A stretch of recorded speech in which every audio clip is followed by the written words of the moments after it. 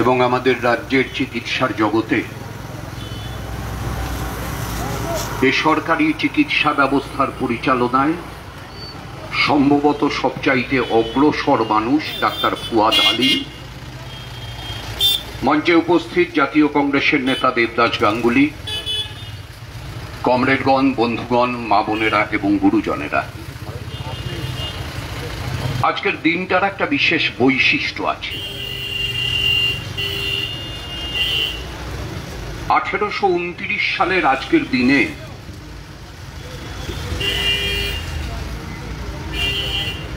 British পার্লামেন্টে ভারতবর্ষে সতীদাহ প্রথা রদ করবার আইন তৈরি হয়েছিল।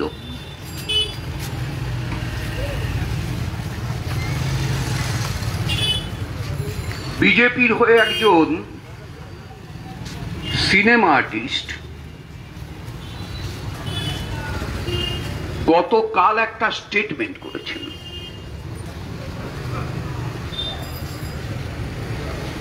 রাজা রামমোহন রায়ের মৃত্যুদিন সেপ্টেম্বরের 27 তারিখ, বিদ্যাসাগরের জন্মদিন সেপ্টেম্বরের 26 তারিখ। আর বিজেপির সেই অভিনেত্রী, আমি নাম উচ্চারণ করব না, এদের নাম উচ্চারণ করতেও ঘেন্না করে, তিনি গতকাল বলেছেন রাজা রামমোহন রায় ছিলেন হিন্দুদের শত্রু। অভিনেত্রী, মহিলা, বলেছেন হিন্দু শাস্ত্রকে রাজা রামমোহন রায় 12টা বাজানো শুরু করেছিলেন। বলেছেন সহমরণ একটা ভালো প্রথা ছিল, এই প্রথা তুলে ওর আঘাত এনেছিলেন প্রথম রাজা রামমোহন রায়।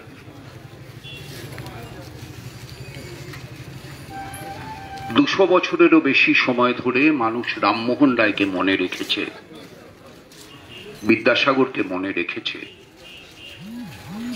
যারা বিদ্যাসাগরের বিধবা বিবাহ প্রথা চালু করার বিরুদ্ধে রাস্তায় বিদ্যাসাগরকে ঢিল মেরেছিলেন, তাদের একজনের নামও এখানকার কোনো মানুষ বলতে পারবেন?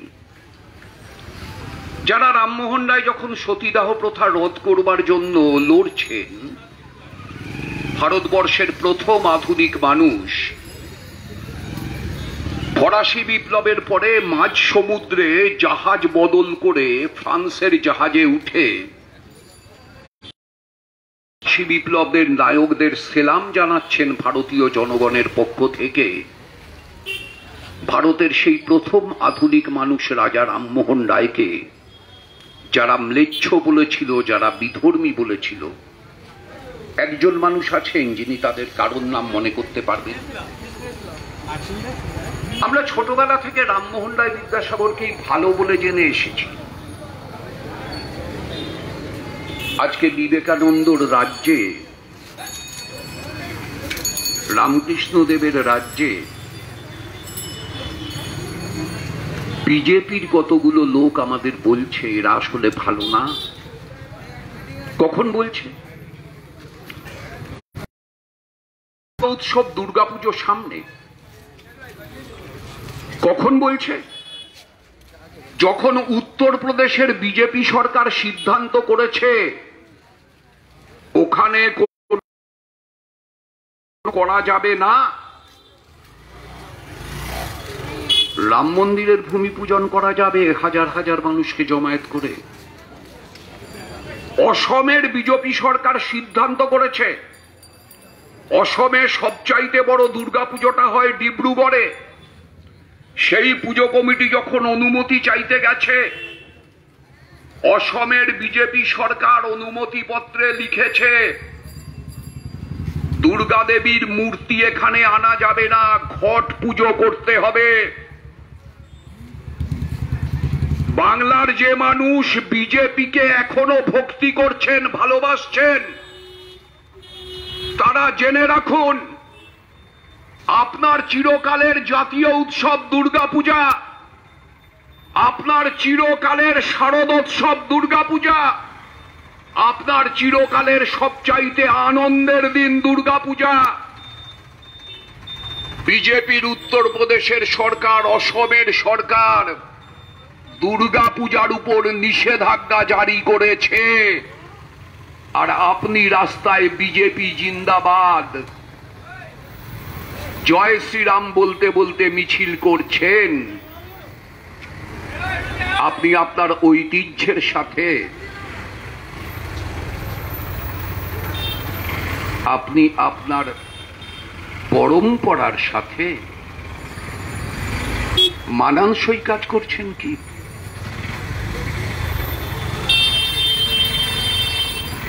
কোভিড-19 নিয়ে আমার বন্ধু ফুয়াদ বলেছে, আমি কোনো নতুন কথা বলবো না, খালি একটাই বলবো,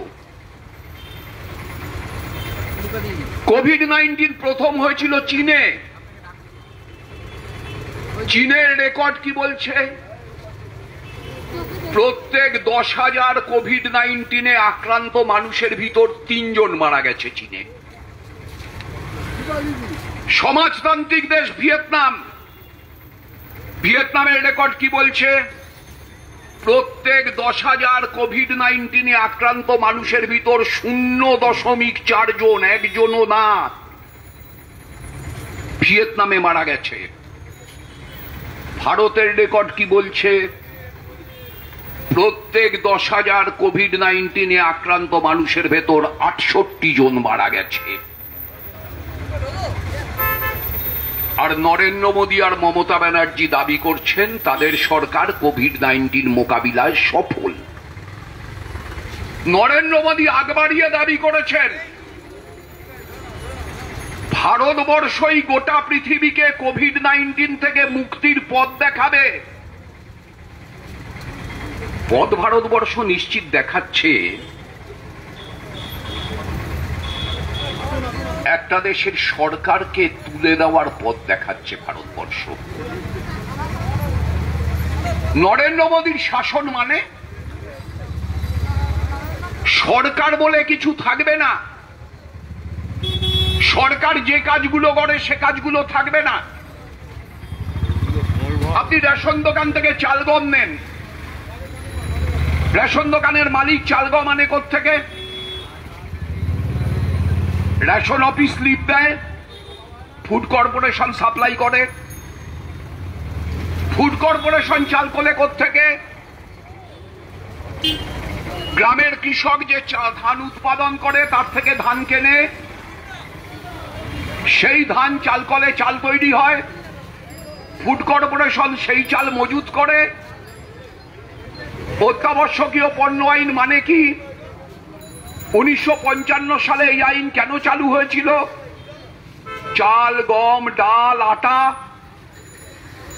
দানা শস্য, তৈলবীজ, এই পণ্যগুলো যে কেউ হাতে টাকা থাকলেও ইচ্ছে মতো মজুত করতে পারবে না, সরকার তার উপর নজর রাখবে। এই যে কৃষি বিলটা হলো, এই কৃষি বিলটায় স্রেফ এই ব্যাপারটাকে উল্টে দেওয়া হলো। আপনার টাকা থাকলে আপনি মজুত করতে পারবেন, হর্ন বাজাবেন না। শুনতে পাচ্ছেন তো, একটা মিটিং হচ্ছে।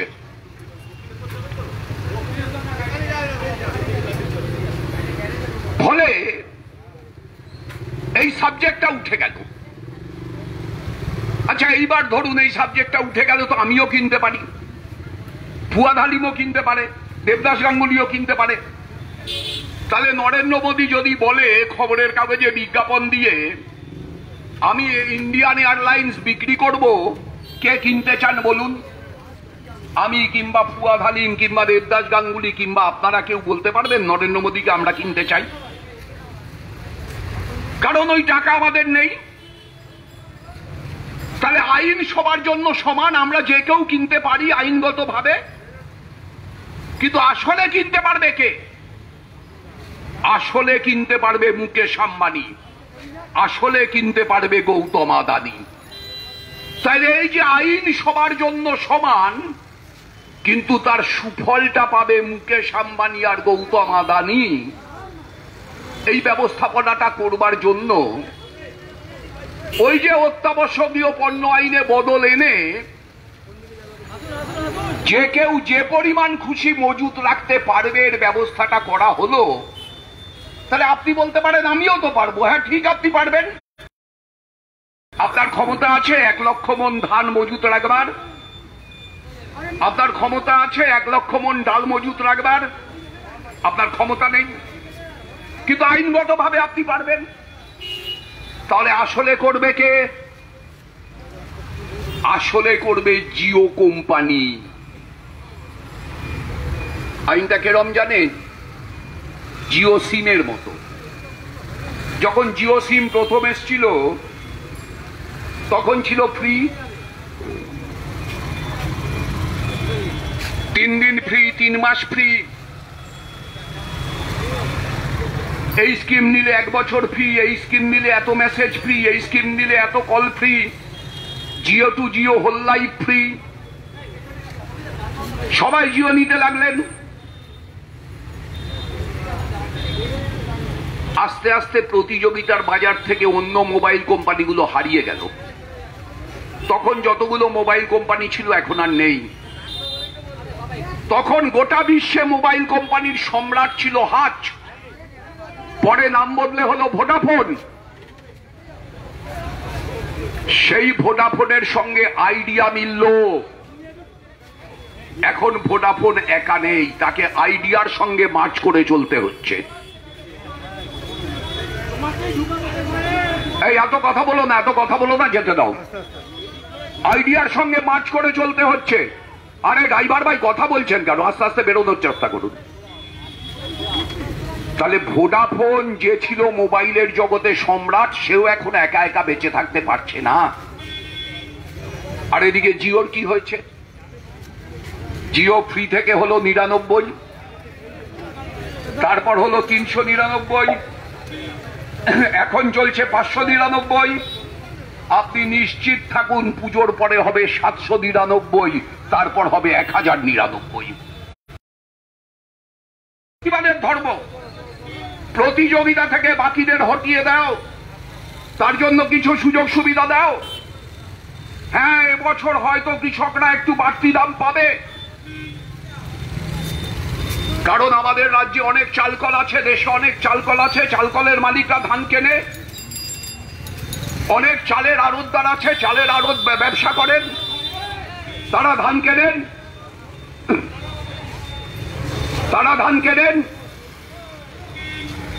তাহলে এই যে যারা চাল কেনেন, ধান কেনেন, তারা তো এবছরও বাজারে যাবেন কিনতে। সরকার একটা সাপোর্ট প্রাইস বলবে, সেই সাপোর্ট প্রাইসে তারা কেউ কিনবেন, তার থেকে 10 টাকা 20 টাকা বেশি দিয়ে কিনবেন। জিও কোম্পানি এসে তার থেকে 100 টাকা 200 টাকা বেশি দিয়ে কিনতে চাইবে। ন্যাচারালি কৃষক জিও কোম্পানিকে বেচবে, একটু বেশি দাম পাবে। এইবার যে লোকটা চালের আড়তদার, চাল কিনতে পারবে না, যে লোকটা রাইস মিল চালায়, ধান কিনতে পারবে না, সেই লোকটা রাইস মিলটা চালাতে পারবে?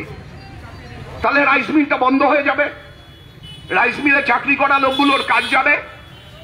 চালের আড়তদার যে লোকটা,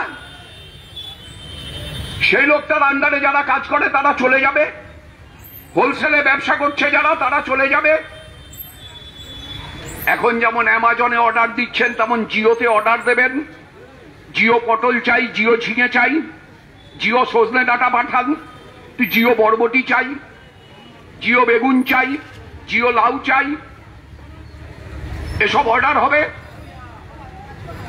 আর আস্তে আস্তে যখন এই চাল কোম্পানির মালিক, রাইস মিলের মালিক পরের বার আর চাল কিনতে যাবে না, চালের আড়তদার চালের ব্যবসা গুটিয়ে নিয়ে পকোড়া কিংবা তেলে ভাজা শিল্পে নাম লেখাতে বাধ্য হবে।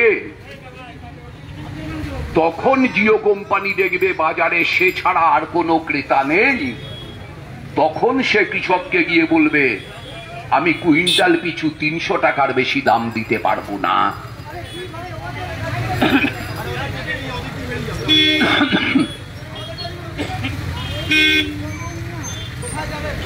নিরুপায় কৃষক, সে সেই ধানের অভাবই বিক্রি করতে বাধ্য হবে। এমনিতে ভারতবর্ষে 12 মিনিট 37 সেকেন্ডে একজন কৃষক আত্মহত্যা করে। 2-3 বছরের ভিতরেই আত্মহত্যা। মিনিটে মিনিটে আত্মহত্যায় পরিণত হবে ভারতবর্ষে। নরেন্দ্র মোদী সেই দিকে দেশকে নিয়ে যাচ্ছেন, আর মমতা ব্যানার্জি 2014 সালে বিধানসভায় এর চাইতেও কড়া আইন পাশ করেছেন। অত্যাবশ্যকীয় পণ্য আইনটা তার বদল করার ক্ষমতা ছিল না, নেই, তাই সেটায় হাত দিতে পারেননি। কিন্তু সেই রাস্তাটা তিনি তৈরি করে দিয়েছেন কর্পোরেটকে সরাসরি ফসল কিনবার পারমিশন দিয়ে। 2017-তে সেই আইনটা যেদিন আরো করা হচ্ছে, সেই দিন বিধানসভায় আমি ছিলাম। আমাদের কৃষক আন্দোলনের নেতা বর্ধমানের এমএলএ সমর হাজরা 2014 সালের আইনের ক্ষতিকর দিকগুলোর কথা বলে এই আইনকে আরো বেশি কর্পোরেটের স্বার্থে, মালিকদের স্বার্থে করার প্রতিবাদ করলেন। একটা সংশোধন দিলেন বিধানসভায়। সরকার কিছু শোনবার প্রয়োজন বোধ করল না। আপনি বলুন তো, এমন অনেক মানুষ আছেন যারা প্রতি বছর বাজারের হিসেব লিখে রাখেন, প্রতিদিন বাজারের হিসেব লেখেন। আচ্ছা, এই মানুষগুলো গত বছরের সেপ্টেম্বর মাসের 29 তারিখে কত টাকা কেজি আলু কিনেছিলেন? যান পুরনো হিসেবের ডায়েরি খুলুন, ভুলে গেলে আমি বলে দিচ্ছি, 22 টাকা কেজি। আজকে কতই কিনেছেন? 36 থেকে 38 টাকা কেজি। গত বছরে যে কোনো সবজি, বেগুন, ঢেঁড়স, পটল, ভেন্ডি, উচ্ছে, করলা, সজনে ডাঁটা, লাউ, চাল কুমড়ো, মিষ্টি কুমড়ো, যে কোনো সবজি এই সেপ্টেম্বর মাসে রেঞ্জ কি ছিল? 30 থেকে 45 টাকার মধ্যে। এবছরে রেঞ্জ কি? 60 থেকে 80 টাকার মধ্যে। এটা তো মোদি আইন কৃষি বিল আনার আগে থেকেই চলছে। কোথায় ছিল মমতা ব্যানার্জির টাস্ক ফোর্স? যখন বাজারে প্রতিদিন দাম বাড়ছে, মুখ্যমন্ত্রী কোথায় ছিলেন? বাম আমলে তো মিছিল করতেন, দাম বাড়লে খাবো কি। মাননীয় মুখ্যমন্ত্রী এখন কি খাচ্ছেন? উত্তর নেই। পুজো কমিটিকে 50,000 টাকা করে দিচ্ছেন। আমাদের হিসেব মতো এর জন্য খরচ হবে 185 কোটি টাকা। এখানে শেষ না, এর সঙ্গে ছাড় দেওয়া হচ্ছে ট্যাক্স।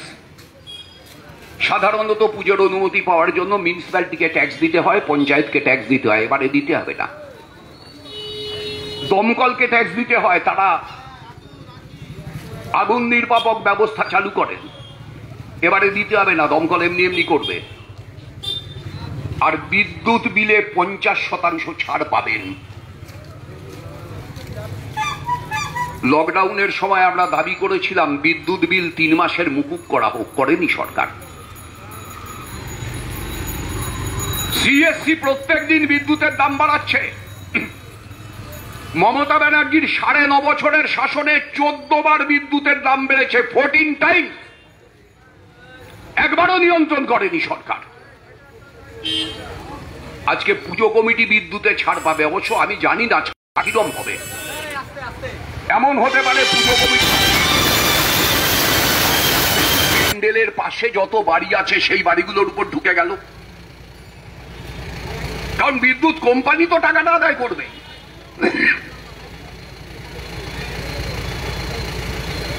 আবার এমনও হতে পারে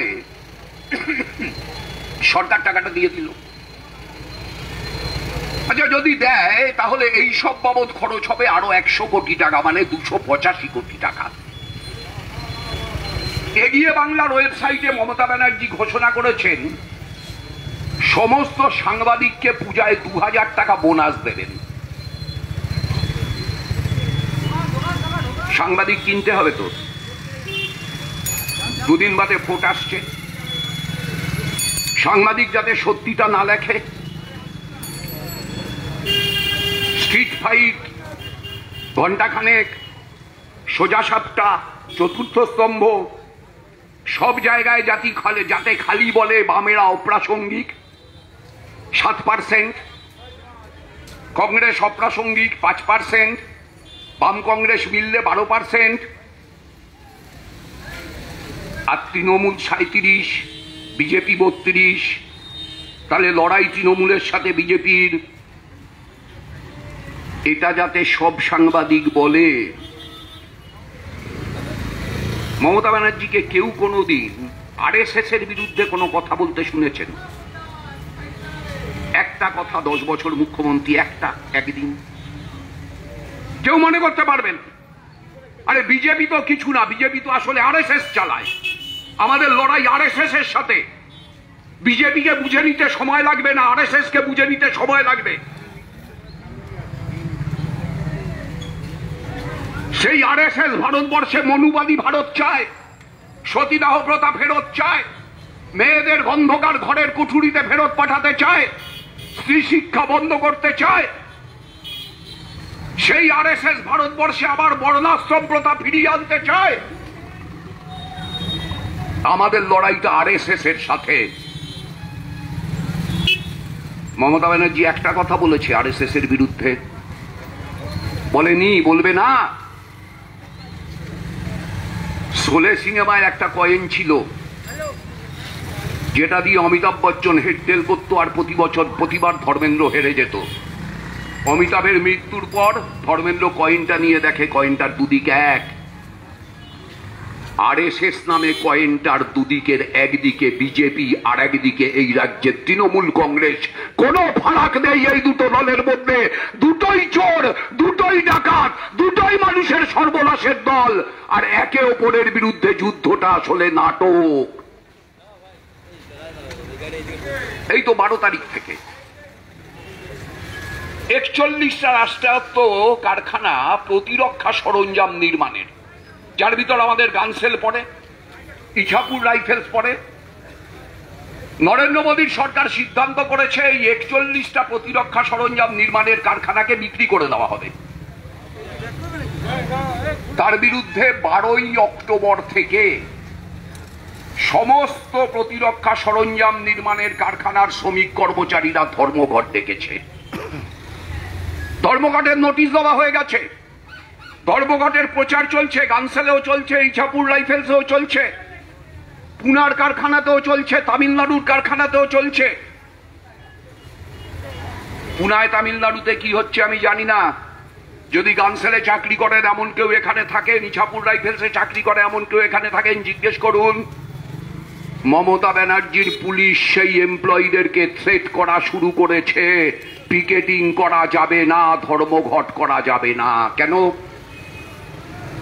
তুমি তো বেচছো না মমতা ব্যানার্জি, বেচছে তো মোদী। শ্রমিক যদি মোদীর বিরুদ্ধে ধর্মঘট করে তোমার গায়ে লাগছে কেন?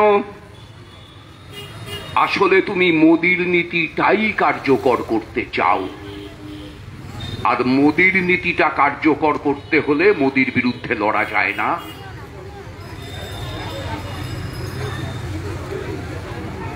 শুধু প্রতিরক্ষা সরঞ্জাম, 29টা রাষ্ট্রায়ত্ত ব্যাংক ছিল, কমে 4টে হবে। জেট এয়ারওয়েজ বিক্রি হয়ে গেছে, এয়ার ইন্ডিয়া টেন্ডার হয়ে গেছে, বিমা কোম্পানি লাটে উঠে যাচ্ছে, বিএসএনএল এর টেলিফোন প্রায় বাতিল। 50% লোক যাদের বাড়িতে এখনো ল্যান্ডলাইন আছে, ল্যান্ডলাইন কাজ করছে না, সারানো হচ্ছে না। সব জিওয়ে যাও, জিও যাও।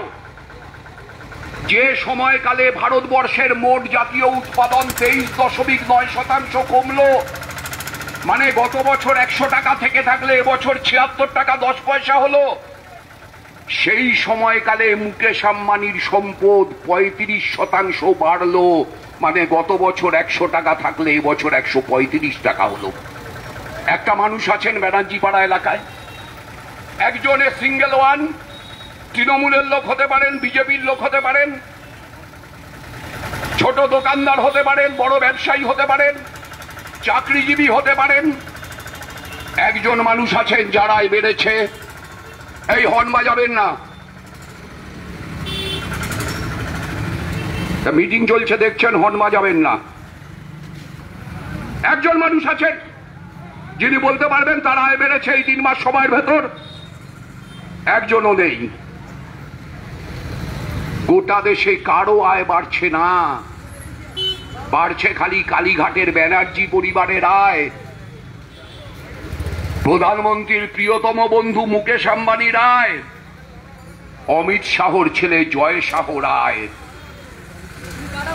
আমরা ঠিকানা তুলে তুলে বলে দিতে পারি। Kalighat road, Harish Chatterjee street, Harish Banerjee road, কেবলমাত্র এই তিনটে রাস্তায় ব্যানার্জি পরিবারের 35টা প্রপার্টি আছে, 35টা। একজন তৃণমূল কংগ্রেসের কর্মী আছেন যারা প্রপার্টি 3.5 গুণ বেড়েছে। হ্যাঁ, 2-4টে কাউন্সিলরের বেড়েছে। অনেক মানুষ আমাদের কাউন্সিলর ছিলেন। কদিন আগে মারা গেলেন বাসুদেব ভট্টাচার্য, আমাদের কাউন্সিলর ছিলেন। আলমবাজারের কোয়ার্টার ছেড়ে তো একটা দোতলা বাড়ি বানাতে পারেননি। শামসুদ্দিন আনসারি ছিলেন আমাদের কাউন্সিলর। অনুরাধা রায় আমাদের কাউন্সিলর। এখানে দাঁড়িয়ে আছে বিমল দাস আমাদের কাউন্সিলর। কিশোর গাঙ্গুলি আমাদের কাউন্সিলর, মানবেন্দ্র পাল আমাদের কাউন্সিলর। আমরা বলছি বামফ্রন্ট আমলে কাউন্সিলর ছিল এমন একজনকে দেখান যার কাউন্সিলর হওয়ার আগে ওই যে অরুণা ভট্টাচার্য বসে আছে আমাদের কাউন্সিলর ছিল। একজনকে দেখান বাম আমলে কাউন্সিলর ছিল, কাউন্সিলর হওয়ার সময় যা সম্পত্তি ছিল। এই যে নিপাদি বসে আছে, কাউন্সিলর ছিল এক সময়। কাউন্সিলর হওয়ার সময় যা সম্পত্তি ছিল, কাউন্সিলরশিপ ছাড়ার সময় সম্পত্তি তার 5 গুণ হয়েছে। গোটা বড়নগর খুঁজে একজনকে দেখান। আর ঠিক উল্টো দিক থেকে তৃণমূল কংগ্রেসের কাউন্সিলরদের একজনকে দেখান যিনি কাউন্সিলর হওয়ার আগেও সাইকেল চড়তেন, এখনো সাইকেল চড়েন। কাউন্সিলর হওয়ার আগে মোটর সাইকেল চড়তেন, এখনো মোটর সাইকেল চড়েন। কাউন্সিলর হওয়ার আগে অ্যাম্বাসাডার চড়তেন, এখনো অ্যাম্বাসাডার চড়েন না। গোটা তৃণমূল কংগ্রেসে একজন লোক খুঁজে পাবেন না যিনি তার পদকে ব্যবহার করে সম্পত্তি করেননি। আমরা বামপন্থীরা, আমাদের ত্রিপুরার মুখ্যমন্ত্রী ছিল মানিক সরকার। যেদিন মুখ্যমন্ত্রী হয় সেদিনও তার ভাই বাজারে মাছ বেচত, আজও বাজারে মাছ বেচে। আগরতলা বাজারে আজও সে মাছ বেচে, নিজে বটি দিয়ে কেটে মাছ দেয় লোকের ব্যাগে। ওই জন্যই তো ক্রিকেট টিম সৎ নেতা খুঁজতে বামপন্থীদের ঘরে ঘরে যাচ্ছে। আচ্ছা, তৃণমূল কংগ্রেসের লজ্জা করে না? দেখুন, আমি নিজে এটা বিশ্বাস করি না যে তৃণমূল কংগ্রেসে একজনও সৎ নেই। আছে। সব তৃণমূল কংগ্রেস চোর, সব তৃণমূল কংগ্রেস অভদ্র, সব তৃণমূল কংগ্রেস লম্পট। আমায় মার্জনা করবেন, আমি ভোটের আগের দিন দাঁড়িয়েও আমি এ কথা বলবো না। আমি এই রাজনৈতিক মিথ্যাচার পারি না। তৃণমূলও সব পারে, আমি পারি না। আমি মনে করি তৃণমূল কংগ্রেস গঠনের সময় যারা ছিলেন তাদের ভিতর একটা উল্লেখযোগ্য অংশ আছেন যারা এখনো সৎ। আচ্ছা, তাদের লজ্জা করে না যে ক্রিকেট টিম চোরগুলোকে সরিয়ে তাদেরকে না তুলে বামপন্থীদের ঘরে হানা দিচ্ছে সৎ খুঁজতে? তো তাদের লজ্জার বিষয়। আমাদের তো লজ্জিত হওয়ার কিছু নেই। আমাদের ফুয়াদ হালিম 50 টাকায় ডায়ালিসিস করবে। ডায়মন্ড হারবারের লোকসভা নির্বাচনে ভাইপোর কাছে হেরে যাওয়ার পরেও 50 টাকা 51 টাকা হবে না। কারণ ভাইপো জানে সে ভোট লুট করে জিতেছে, ফুয়াদ হালিমও জানে, আর ডায়মন্ড হারবারের মানুষও জানে যদি মানুষ ভোট দিতে পারত ভাইপো এমপি হতো না, ফুয়াদ হালিম এমপি হতো। এটা ওই ভাইপোও জানে।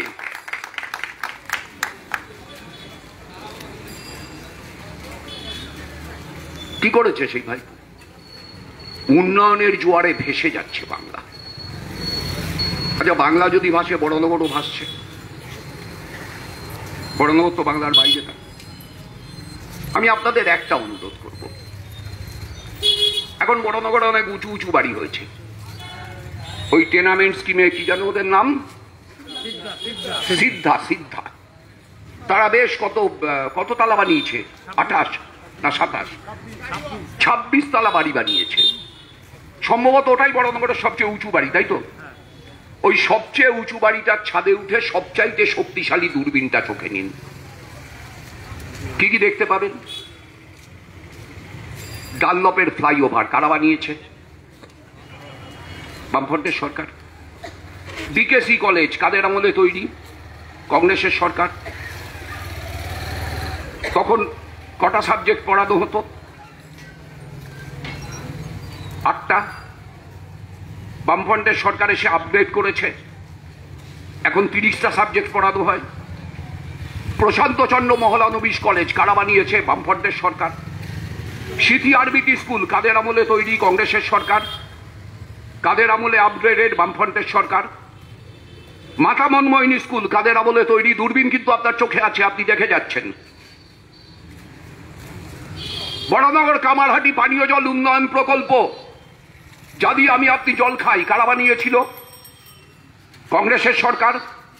কারা ডেভেলপ করেছিল? বামফ্রন্টের সরকার। বিটি রোডের রাস্তা, গোপাললাল ঠাকুর রোডের রাস্তা, বিটি রোডের রাস্তা চওড়া কারা করেছিল? বামফ্রন্টের সরকার। গোপাললাল ঠাকুর রোডের রাস্তা, পিডব্লিউডি রোডের রাস্তা চওড়া কাদের আমলে হয়েছিল? বামফ্রন্টের সরকার। একটা স্কুল, একটা কলেজ তৃণমূলের আমলে তৈরি হয়েছে, কেউ বলতে পারবেন? এমনকি একটা পানীয় জলের ট্যাঙ্ক মিউনিসিপ্যালিটি তো চালাচ্ছেন ওরা, 2010 সাল থেকে চালাচ্ছেন, আমাদের সরকার থাকতে থাকতেই চালাচ্ছেন। একটা পানীয় জলের ট্যাঙ্ক বানিয়েছে। এই অঞ্চল থেকে শুরু করে ওই সানুদের পাড়া পর্যন্ত পানীয় জলের একটা সংকট আছে, মেটাতে পেরেছে। আমরা একটা পরিকল্পনা করেছিলাম, কিশোর গাঙ্গুলি তখন পানীয় জলের দায়িত্বে, জুট মিলের সঙ্গে কথা হয়েছিল, জুট মিলের যে পুরনো জল সাপ্লাইয়ের ব্যবস্থা ছিল সেই ব্যবস্থাটাকে আধুনিক করে এই অঞ্চলের পানীয় জলের সমস্যা সমাধান করবার। আমরা হেরে গেলাম বোর্ড থেকে, ওরা এলেন, 10 বছর হয়ে গেল, কাজটা 1 ইঞ্চি এগিয়েছে। দূরবীনটা কিন্তু আপনার চোখে আছে, আপনি কি কি দেখতে পাচ্ছেন দেখুন। ওই দূরবীনটা দিয়ে যেহেতু 28 তলা বাড়ি, আপনি কামারহাটির দিকেও চোখ রাখতে পারেন। ভৈরব গাবনালী কলেজ, জলকল, বেলঘড়িয়ার ফ্লাইওভার একটা তৈরি হয়েছে তৃণমূল সরকারের আমলে। উন্নয়নে ভেসে যাচ্ছে বাংলা। আপনি বরানগরের মাটিতে একটা উন্নয়ন বলুন যেটা তৃণমূলের আমলে হয়েছে, একটা, এ সিঙ্গেল ওয়ান, একটাও দেখাতে পারবেন না। তাহলে যে সরকার আপনার হোমেও লাগে না, যজ্ঞেও লাগে না, যে সরকার আপনি কোভিডে আক্রান্ত হলে অ্যাম্বুলেন্স পাঠাতে 18 থেকে 24 ঘন্টা দেরি করে, ঘটনাচক্রে আমি যেহেতু এমএলএ আর সরকারের হেলথ স্ট্যান্ডিং কমিটির মধ্যে আছি, ফুয়াদ প্রচুর সাহায্য করে আমাকে, বিধানসভায় সব নিয়ে আলোচনা হলেই ফুয়াদের থেকে আমি তথ্য পরিসংখ্যান নিই। যেহেতু হেলথ স্ট্যান্ডিং কমিটিতে আছি, 4টে হাসপাতালের সুপার আমায় চেনে, বহু মানুষ আমার কাছে যান, কালকেও আমি 3টে কোভিড পেশেন্ট ভর্তি করিয়েছি। কেন বলুন তো আমাকে করতে হবে? তো সরকারের নিজের কাজ। যান সাগর দত্তের সীমা সেন ভর্তি আছে, 5084 নম্বর বেড, আমি গতকাল ভর্তি করিয়েছি। যান সাগর দত্তে 4017 নম্বর বেড, নিমাই মজুমদার, আমি ভর্তি করিয়েছি। কেন আমায় করতে হবে বলুন তো? আমার কাজ। সরকারের একটা স্বাস্থ্য ভবন আছে, ক্রমাগত আপনার টেলিভিশনে কাগজে বিজ্ঞাপন দিচ্ছে, টোল ফ্রি নাম্বার, ফোন করুন, সরকার আপনার জন্য হাজির। আর যখন ডাকা হচ্ছে সরকার, কেউ নেই ইয়েস স্যার ইয়েস ম্যাডাম বলবার জন্য। সরকার অ্যাবসেন্ট, রোল কলের খাতায় সরকার নেই, রাজ্যের সরকার নেই, দিল্লির সরকার নেই। আপনার দরকারে বামপন্থীরা আছে, কমিউনিটি কিচেনে আছে, সবজি বাজারে আছে, রাস্তা স্যানিটাইজেশনে আছে। আর যারা দরকারে আছে তাদেরই তো সরকারে চাই। বাম, গণতান্ত্রিক, ধর্মনিরপেক্ষ শক্তি, জাতীয় কংগ্রেস সহ প্রত্যেক দিন তার ঐক্য মজবুত হচ্ছে। প্রত্যেক দিন রাস্তায় লাল ঝান্ডা, তেরঙ্গা ঝান্ডা একসাথে হাঁটছে। বাংলাকে বাঁচাতে হবে, দেশকে বাঁচাতে হবে, বিকল্প নেই। দুর্গা পূজা করা বন্ধ করে দেওয়া বিজেপি বাংলার বিকল্প না। পুরোহিত ভাতা দিয়েছে তৃণমূল। আমার একজন বললো, দেখ তোমরা কি পুরোহিত ভাতা বলছো, ওটা আসলে পুরোহিত ভাতা না। 2021 সালে তৃণমূল কংগ্রেসের শ্রাদ্ধের অ্যাডভান্স দক্ষিণা ব্রাহ্মণদের। সে যাই হোক, যারা দক্ষিণা নিচ্ছেন তারা শ্রাদ্ধ করবে। কিন্তু আসলে টিএমসি মানে কি, টিএমসির পুরো কথাটা কি? টিএমসির লোককেও যদি জিজ্ঞেস করেন, কানে কানে বলতো টিএমসি মানে কি। টি মানে টাকা, এম মানে মারা, সি মানে কমিটি। টিএমসি মানে টাকা মারা কমিটি, সব দিক থেকে টাকা মারাটা ওদের কাজ। আর তাদেরকেই যদি কানে কানে জিজ্ঞেস করেন বিজেপি মানে কি, বি মানে ভারতের, যে মানে জন্য, পি মানে পাপ। একটা ভারতের জন্য পাপ আর একটা টাকা মারার কমিটি। দুটোকেই তুলুন, ছুঁড়ে ফেলুন, তুলুন, ছুঁড়ে ফেলুন, তুলুন, ছুঁড়ে ফেলুন। বাংলার মাটিতে আবার বাম কংগ্রেস ধর্মনিরপেক্ষ সরকার প্রতিষ্ঠিত করুন। 2021-এর নির্বাচনে, সামনে পৌর নির্বাচন আসছে, সেই নির্বাচনে এই শপথ আপনারা যদি গ্রহণ করতে পারেন, সেই অনুযায়ী যদি বুথ সাজাতে পারেন, নভেম্বরের 7 তারিখে সব বুথে নভেম্বর বিপ্লবের বার্ষিকী পালনের জন্য পতাকা তুলতে পারেন, সমস্ত বামপন্থী আন্দোলনের কর্মীর বাড়ির ছাদে পতাকা তুলতে পারেন, লড়াইটা বুথে হবে। মুখোমুখি দাঁড়ান, চেস করুন। তৃণমূল বুঝে গেছে ওরা হারছে, তাই বিজেপির কাছে শেষ মুহূর্তের ভিক্ষা চাইছে মমতা ব্যানার্জি। বিজেপি যদি ভিক্ষা দেয়, কড়া শর্তে দেবে। বাংলার মানুষ শেষ 10 বছর, শেষ 6 বছর অনেক অসম্মান সহ্য করেছেন। আসুন ঘুরে দাঁড়ানোর পালা শুরু করি। ধন্যবাদ, নমস্কার।